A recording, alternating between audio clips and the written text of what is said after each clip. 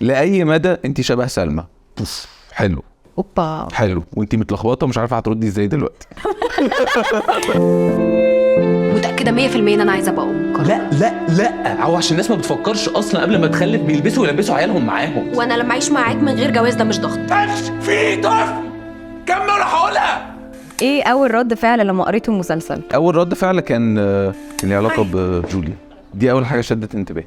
امتى تعاطفت مع سلمى وانت بتتكلم معاها؟ في المشهد بتاع مامتك الحلقه الرابعه وانت بتجمعي ان انت شايله ده بالك اسبوعين. الخناقه انا ما كنتش متعاطف معاكي. كنت متعاطف معايا طبعا كشريف في الخناقه انا ما كنتش متعاطف معاكي، انا كنت بدافع عن وجهه نظري، بدافع عن اللي انا مقتنع بيه، وبالنسبه لي انت بتقولي طالما انت مقتنع اتجوزتني ليه في الاخر؟ دي جوازه. ايه اللي فاكره من كواليس الخناقه؟ فاكر طبعا ان انت خصمتيني اول ما دخلنا المشهد. ببص الاسماء مفيش، ببص الناحيه الثانيه تروح تقف في اخر الاوضه، فانا ماشي اوكي خلاص انا لوحدي في المشهد ده مش تمام حل. احنا هنمثل مشهد خناقه فانا مش طايقاك دلوقتي. ايوه ده كان صعب في الاول عشان في الاول احنا طبعا لسه ما اتخنقناش. طب اصبري بس، طب تعالي نشرب حاجه. عديتوا مشهد الخناقه. ممكن اسال معاك؟ هو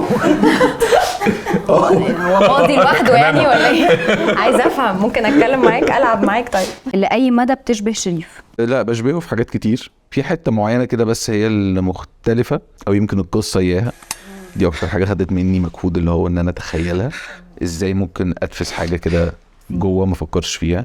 انا مش بعرف اعمل ده. علي ما استسهلش خالص فيه، وكان تعبان بجد في الحقيقه. يعني هو كان فعلا مش عارف ياخد نفسه وبدا يتوتر وبدا يرياكت كانه فعلا بيمر بحاجه صعبه، ومش هاخدهم منك واقول لهم انت عملت ايه، بس هو كان فعلا مركز لدرجه ان هو كانه عنده فعلا مصيبه، كانه مخلف. فانا كنت قاعده كده اللي هو اوكي احنا محتاجين نسقف للراجل ده. نفسي تشوفوا علي وهو بيبانك. علي لما بيتوه كده شويه او حاجه بيبتدي يتنفس بصوت عالي ويبتدي يقول انا محتاج ميه.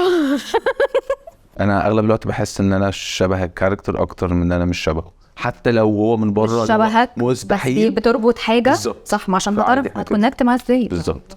الريد فلاج اللي بتهربي منه. وممكن تتجوزي واحد زي شريف. ممكن اتجوز واحد زي شريف. انا عارفه انه من بعيد تحس انه هو ريد فلاجز يتفصل منه ستاير، بس هو بيخليك. لا في الاخر هو فعلا كان سيريس اباوت هير، كان عايز يتجوزها. فهم الاثنين جمعه يعني اتقابلوا في حته وسط كده. ايه احلى رد فعل جالك عن المسلسل؟ في بنت اعرفها بعتت لي قالت لي انه بسبب المشاهد بتاعه الثيرابيست ان هي هتبتدي تروح لثيرابيست. دي كانت احلى حاجه فعلا. ده من الاخر. مؤمنه بنظريه العشرة السبعة في حياتكم؟